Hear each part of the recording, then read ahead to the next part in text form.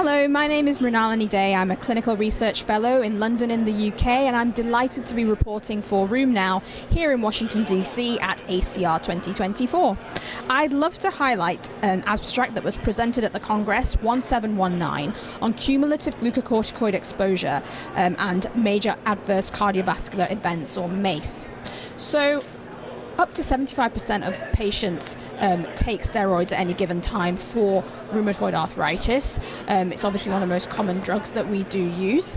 And we know that the side effects of steroids can include metabolic syndrome and increased risk of cardiovascular events.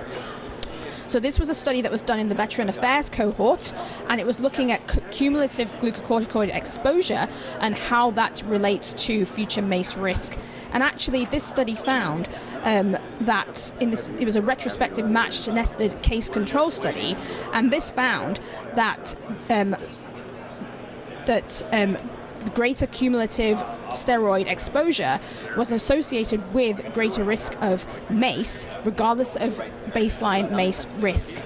So why is this important? So we've known for a very long time that rheumatoid arthritis is associated with an increased risk of cardiovascular disease, but clearly more needs to be done in order to manage the risk factors much more. And we've heard quite a lot about that during the Congress. In this case, really, there is evidence that we should be doing more to try and reduce the cumulative MACE exposure and try to get people onto disease-modifying agents much quicker where possible. In relation to this, I know that in the aging session, there was some data presented, particularly in people with late-onset rheumatoid arthritis, that quite a large proportion of those patients are not getting onto DMARDs at all, and many of them do remain on steroids, and these are the people who do have the greatest risk of cardiovascular disease in any case.